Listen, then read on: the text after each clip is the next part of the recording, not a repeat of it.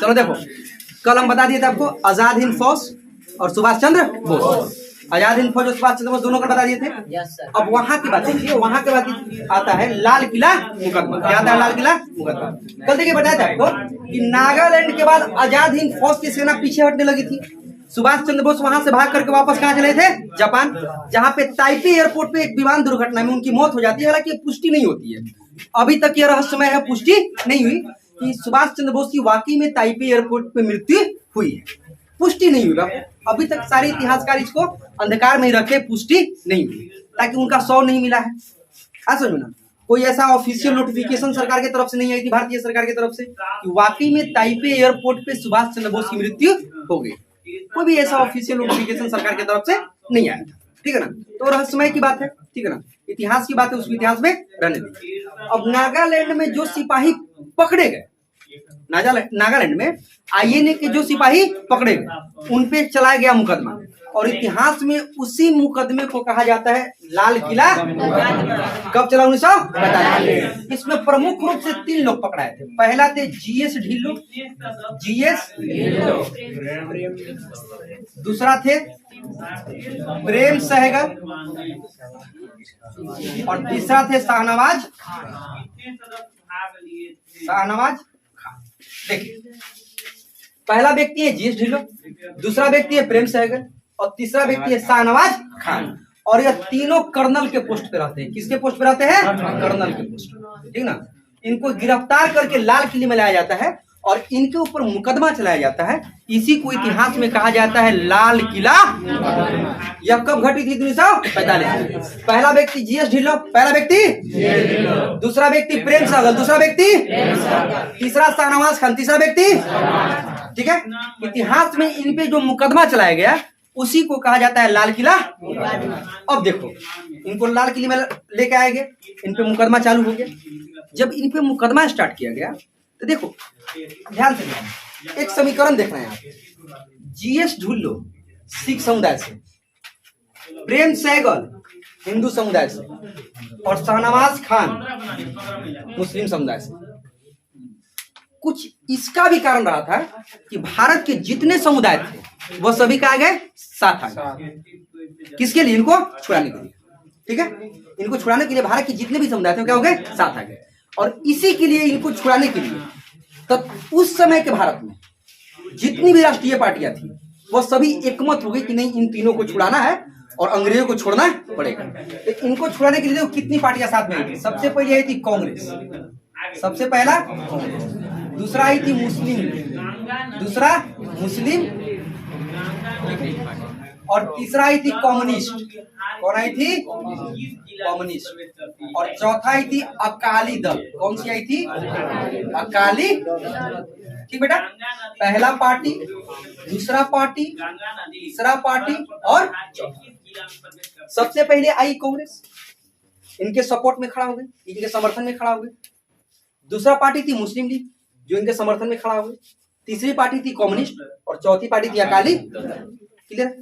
कांग्रेस ने इसमें इन पार्टियों में से कांग्रेस ने एक दल बनाया जिसका नाम था आजाद हिंद फौज राहत एवं जांच। ठीक है ना, आजाद हिंद फौज राहत एवं जांच समिति। ठीक है ना, आजाद हिंद फौज राहत एवं जांच समिति का गठन करने वाली कौन सी पार्टी थी? कांग्रेस पार्टी। कौन थी? कांग्रेस। और किसके लिए? जीएस ढिल्लो, प्रेम सहगल एवं शाहनवाज खान को छुड़ाने के लिए। ठीक है ना, क्लियर हो गया? अब देखो, जब लाल किला में मुकदमा चल रहा है, जाहिर सी बात है कि इनके सपोर्ट में भी वकील खड़ा होने चाहिए। तो देश के जितने भी बड़े बड़े वकील थे उस समय के, सभी लोग आजाद हिंद फौज के सिपाहियों के साथ खड़े हो गए, इनके तरफ से केस लड़ने के लिए तैयार। इनमें सबसे पहला थे जवाहरलाल नेहरू। कौन थे? नेहरू। ठीक है, दूसरे व्यक्ति थे तेज बहादुर सप्रू। कौन थे? तेज बहादुर सप्रू। कौन थे? तेज बहादुर सप्रू।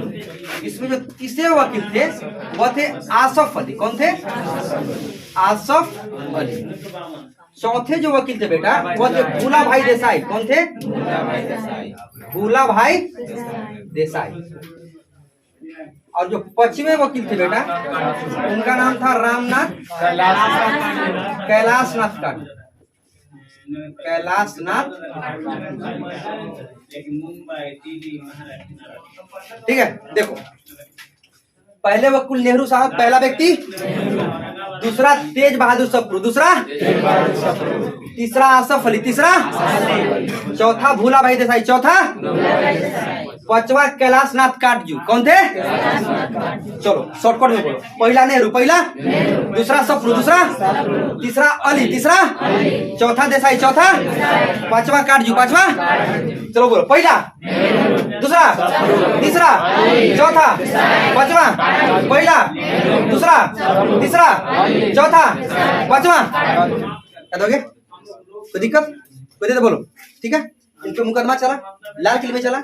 इनको मुकदमे के दौरान जब मुकदमा पे फैसला आया तो इनको फांसी की सजा हुई। क्या हुई? फांसी की। लेकिन जब फांसी की सजा हुई तो याद रखिए, देश में ऐसी प्रतिक्रिया हुई कि लगा कि फिर से अंग्रेजों के खिलाफ दंगा भड़क जाएगा। इसीलिए तत्कालीन वायसराय लॉर्ड वेबल ने अपनी समझदारी का परिचय देते हुए, अपने क्षेत्राधिकार का प्रयोग करते हुए इनकी फांसी को माफ करता है और फांसी खत्म करके इनको उम्र कैद की सजा दे देता है।